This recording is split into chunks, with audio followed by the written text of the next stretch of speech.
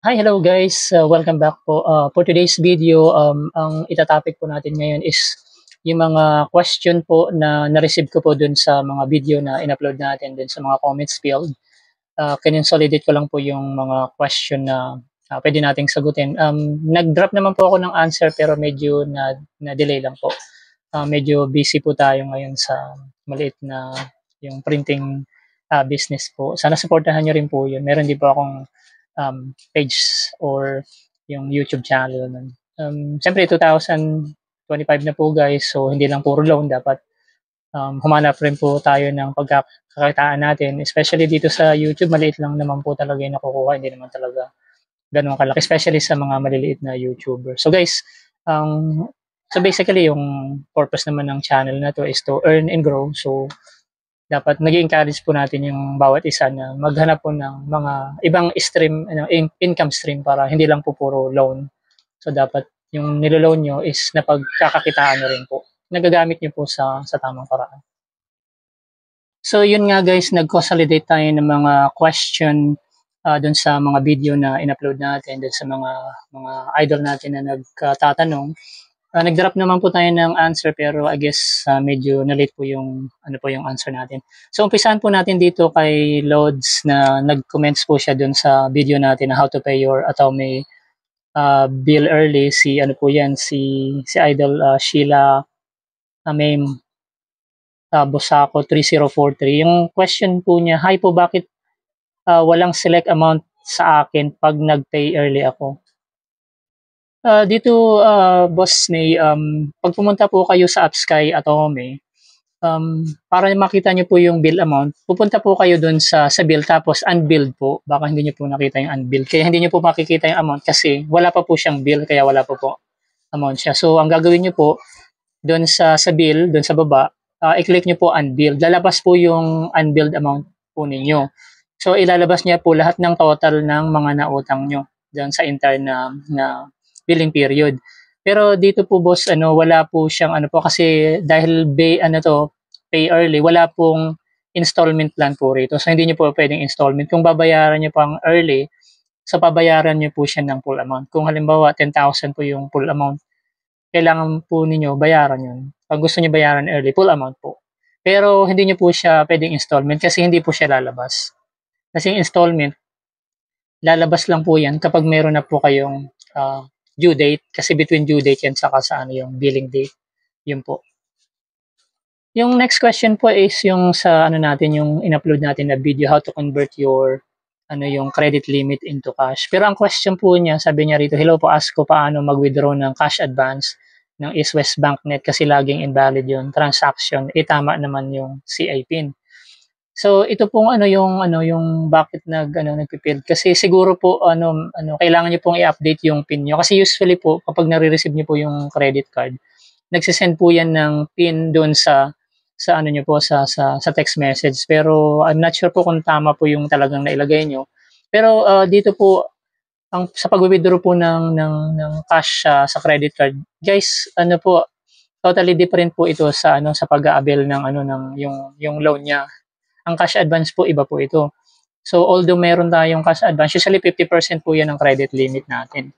Pero guys, take note po na kapag nag-avail po kayo nito is yung charges po nito hindi monthly. So take care po sa po. Daily po ang charges po nito guys. So halimbawa kung 3% po yung ina-allowed ng bangko, so sa kada araw na papalo, 3% po araw-araw yan hanggang ma-accumulate po yan, hanggang mabayaran niyo po. Yun po yun. So, wanna clarify lang po dyan. Hindi po yan katulad ng yung pa-loan ni credit card na monthly po yung interest. Dito po daily po. Yung sumunod na question po is dito kay idol natin na si Sir Alfredo Istonato, I guess po.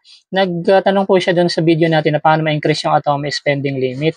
So ang question niya rito, paano po kung binayaran ng buo yung loan, halimbawa yung credit limit sabay nabayaran ng buo yung ng buo, mag-increase po ba agad yun or hindi pa? Medyo nakakalito lang question pero naget ko naman yung niyo po, yung ano ibig sabihin niyo po.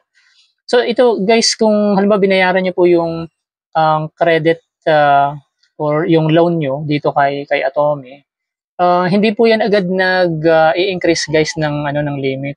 So depende po yan sa mood ni Atomy, or depende po yan kung gaano nyo ginagamit si Atomy ka-frequent. So hindi katulad yan ng mga loan apps, 'di ba sa loan apps pag halimbawa nagbayad ka ngayon ng 2,000, pagbayad niyo madadagdagan agad yan ng mga at least 1,000 or 2,000 pesos. So once na nagbayad kayo, nag-increase. Dito po kay Atomy, iba po ito. Even po yung ano po yung pa-credit limit niya, not like yung cash loan, yung pa-credit limit niya na yung pag nagpa-purchase kayo, kapag binayaran niyo, hindi po agad yan nag-i-increase. So nagbabari po yan sa ano po sa frequent, kung gaano kayo ka-frequent na gumagamit ng Atomy services. So yun guys, so ako kasi nag-umpisa ako ng 2,500. So a year ago, pero ngayon nasa 30k na po yung pa-limit niya. So dapat ginagamit niyo po at least usual once or thrice a week at least. Yung sumunod na question is tungkol pa rin kay Atomy sa increase limit. Mukhang dumadami na rin kasi yung user ni Atomy, kaya marami na rin po nalilito at nagtatanong. Sabi niya, nasa waiting list na raw po siya. Sabi niya ilang days or weeks or months po ang nakalagay po kasi nasa waitlist na daw po ako sa cash loan ng Atomy. So guys, so ang pa-cash loan ni Atomy, depende po rin yan sa ano ni Atomy sa review. Kasi I guess at least 1 month po na gumagamit kayo ng Atomy, possible na po na magkaroon kayo ng um, cash loan or maging eligible po sa cash loan. Kasi ako so I guess after ng 1 month ko pong paggamit kay Atomy, pero halos weekly ko po yung ginagamit, nagkaroon ako ng eligibility na magkaroon ng cash loan. Pero mababa lang talaga yung unang cash loan. Kasi ako hanggang ngayon sa 5,000 nga lang yung cash loan ko kasi hindi ko naman siya ginagamit. So dapat ginagamit nyo rin po siya. So once na-approve kayo, gamitin nyo. Kasi at least mas mababa pa rin siya guys kung i-compare nyo sa mga loan apps. And then yung next question is Atomy pa rin guys. So yung video ko na how to pay Atomy bill early. Pero ang question niya rito, paano po yung walang fee? Walang fee kasi nakalagay pag InstaPay. So kung nagbabayad kayo guys ng Atomy bill, may mga pay apps naman po na mga free po ang charge. Pero usually po talaga may charge kasi si InstaPay. Katulad ni ano po ni Cbang, si GoTime. May mga ano po siya, may mga papri si IMB, may mga papri like parang at least meron siyang 5 free ganun within a week. Pero pag nagamit yun, parang may bayad na. Pero yung mga yung mga services na yun guys, try nyo po gumamit po ng mga ganong paying apps. Si GoTime, may mga specific number of InstaPay sila na walang bayad. Unlike kasi kung magpipay Maya kayo, GCash, talaga may bayad po talaga sila. Kasi mga normal na bank. Pero itong sila CIMB, kasi ginagamit ko rin po sila sa InstaPay. Kasi yung InstaPay is real time.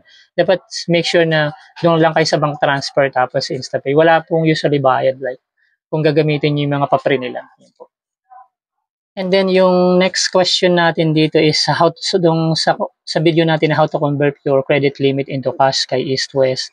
So I guess yung pangalan natin si Lods na Paul Manik lang, yung pangalan. Boss, ano po, sabi niya rito yung question niya, hi sir, 6% binigay na add-on sa akin ni East West para sa 60k na Instacash ko. Yun lang ba talaga mabayaran? Bakit yung annual niya is 24.46, ang taas na ata? So yung Lods, yung in-offer sa inyo ni East West mukhang malaki po kasi kung usual pag nag-o-offer po sila rito, nasa at least 2%, mataas na nga yung 3% pag inoperan kayo ng Instacash. So usually nga 1% lang, and then meron pa nga nag-o-offer pa nga sila minsan ng 0.58 cents nga lang pero kasi may processing po ito, may processing fee siya. So kaya po malaki yung nyo po yung annual kasi po accumulation po yun So kung tinatanong nyo rito yung annual is 24.46% kasi nag-base po kayo sa 6%, which is malaki yung 6% na yun. So I guess para sa akin, wag niyo muna siyang i-loan kasi ang laki niyan. Dapat ang offering lang nila yan usually. Credit card kasi ito dapat mas maliit kaysa sa loan apps. Yung 6% na yun, mas malaki pa yan kay GCash. Even kay yung easy credit ni Maya, 5% lang. Malaki po yung 6%, tapos may processing fee pa. So pag in-accumulate po nyo yan, malaki talaga yan. So I guess wag niyo po muna siya. Hintayin niyo po yung magandang offer po sa inyo. Tapos Tapos guys, yung sumunod na tanong natin rito is kay Boss Angel Tiope. Ang tanong niya rito dun sa may GoTime Bank, pwede po bang mag-international yan or pwede po ba hulugan ng abroad bank transfer? Um, para sagutin po itong question po, ano po, pwede po kasi ano po ito eh, legitimate account po ito. Mayroon kayong bank account rito. So, pwede na po yan kasi itong si GoTime is widely, ano na po siya. So, pwede po siyang hulugan po galing sa ibang bansa po. Meron na nga po siyang InstaPay, may mga bill payments na rin po siya. So, pwede po. And then yung next question is tungkol dito sa kay Mabilis Cash. So ito si Mabilis Cash, marami na ring issue nowadays yan. Ang question niya, ano po ang dapat gawin kasi yung number ko hindi na matawagan at maka-receive ng OTP, wala na nakalagay na withdrawal. So ito po, boss, ano po si Johan, yeah. We have the same experience po kasi sa akin. Sa akin natatawagan, inactive po yung phone ko pero nawala na rin yung withdrawal and hindi ko na rin siya magagamit yung ano ko yung si Mabilis kasi medyo marami na rin pong issue tong si Mabilis, hindi na rin po natin masagot eh. Ang I guess ang advice ko na lang po, i-contact niyo na lang po si customer service niya. Kasi ako nagtry po ako na hindi na rin talaga ako nakaka-receive ng OTP, which is ang laki na rin po ng credit limit ko rito, naka-max na po ako rito 60. Pero nawala na yung withdrawal, ayaw niya. Kapag po kayo nag-resubmit, ang mangyayari po, parang bagong applicant po kayo rito, magpo-provide kayo ng another ID na hindi nyo pa nagamit dun sa una nyong account. Parang yung account na yun nawala na, parang nagbibigay favor na sila sa mga bagong applicants. Kasi siyempre, ang laki ng credit limit na natin. So parang pag minax mo nga naman yun, ang laki na mawawala sa kanila. Kung 1 million yung maglo-loan ng 60,000, hindi na nila maka-afford yun na i-release. Tapos, mas mahaba na rin yung ano natin, time frame to pay, di ba? Yung samantala kapag bago ka, parang 1 month, 2 month term lang, babayaran nila yung maliit na halaga. So, mas binibigyan na nila ng favor yung mga bago. Medyo, magulo na tong si Mabilis Cash guys sa totoo lang po. So, ito namang next question kay Mabilis pa rin, pero siya active pa sa account niya. So, ang tanong niya rito, si Boss Elenita, Arcilia. Sir, sa akin po may offer na 60K, ang nakalagay lang po is 91 to 180 days. Wala pong option. Tapos OTP na get na. Tapos sabi niya rito nakakatakot po, paano kung 90 days lang yung 60K. So ito, yung 60K guys, dito kapag kay mabilis, ang laki nito. Tapos ang long term niya is maikli lang kasi kung 90 days lang, na 3 months lang yan, so kailangan bayaran niyo within 3 months. So up to 180 days. So 91 to 180 days. So basically, maikli lang kasi kung 60,000, dapat ang loan institution dapat nasa at least 1 year pataas ng offer kasi mabigat na to. So ako ang suggestion ko lang ko kung natatakot po kayo, huwag niyo pong kunin lahat yung 60K. Kunin niyo lang po yung kaya niyong bayaran po doon sa term na ibinigay niya. Kasi kung kukunin niyo yan, talagang bago kayo diyan sa ano niyan, baka magulat po kayo sa monthly payment niyo. Tapos didikdikin kayo ni ano niyan ni customer service nila. So para sa akin, huwag niyo pong kunin yung 60,000. So kunin niyo lang po yung kaya niya pong bayaran para at least alam niyo kung magkano ano niyo yung babayaran. Kasi kung 60K within 3 to 6 months, mabigat yan, double po yan. Ito naman pong next question natin is about how to convert your big purchases into installment. Tungkol po ito kay credit card. Dito po, sabi ang tanong niya, hello, magagamit na po ba agad yung convert to installment nila kahit wala pa pong 1 month yung credit card? Privilege Mastercard. I guess ano po ito kay East West si Gold. So basically, kung wala pa pong 1 month yung credit card ninyo po, so I guess hindi pa po kayo nakapagbayad ng at least one. So may papayo ko po, at least nagamit niyo na po siya at least a month kasi at least nakapagbayad na po kayo ng something. So at least may credit history na po kayo sa kanila. Pero pwede niyo pong i-try pero dito po dapat at least minimum of 5,000 po yung conversion. So kapag hindi umabot po yan ng 5,000 yung purchases niya, like 4,900 lang, hindi niyo magagamit yung installment po. At least 5,000 pesos po yung minimum. Tapos in addition po dito sa installment po, may processing po, 500 po yung processing fee niyan. So kung 5,000 lang, laki-lakihan nyo na yung ano nyo, installment. Pero I guess dapat po i-test nyo muna po na at least makapagbayad kayo ng 1 month. For example po, nag-purchase kayo ngayon na hindi pa 1 month yung ano nyo, yung card nyo. Lalabas naman po yung halimbawa nakapag-purchase kayo, for example, sa one time ano lang po ito, receipt dapat sa single transaction lang, 5,000 dapat pa mag-appear doon. Makikita nyo kung eligible na po kayo kapag before kapag after ng cut-off date, nakita nyo po dun sa amount sa ilalim na convert to installment, ibig sabihin eligible na po kayo. And then pwede nyo rin po i-chat si Esta, si East West dito sa my FB Messenger. Tanong nyo po kung pwedeng pwede naman po kayo mag-inquire dun sa kay Esta, yung AI nila, bot. Kung pwede na installment yung nyo purchases nyo. Pero I guess para sa akin po dapat at least 1 month, tapos minimum 5,000. Tapos may processing fee siya na 500, and then may mga option dun kung ilang months niyo po pwede bayaran. I guess yung minimum po nila is 3 months. So may patong po rin yung po yun na percent kada month. I guess nasa 1 point something po 1% yung every month niya. You can pay 6 months, you can pay 9 months or 12 months. Depende po kung eligible na po kayo.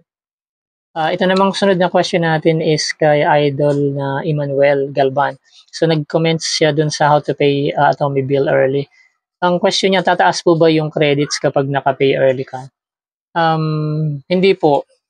Kasi kahit nag-pay early ka rito kay Atome, hindi po siya agad tataas. So nagdedepende po 'yan sa niyo po sa seniority nung paggamit niyo ng Atome. So dapat usual niyo po na ginagamit para ma-increase niyo po. So nagbibigay naman po siya ng increase, pero parang I guess dapat usual niyo pong ginagamit. So yung next question naman natin, ito yung parang latest video na in-upload ko dun sa Maya. Paano ma-approve sa Maya personal loan? Sabi niya monthly po ako nagsisend ng sahod ko po. Kaya siguro malaki yung credit ko po. Pero yung Maya loan ko po, di pa na-approve. So I guess yung tinutukoy dito ni idol natin na si Alexa is yung pang 30-day credit niya. Siguro malaki yung credit limit niyo po. Pero sa Maya loan, di po pa kayo ma-approve.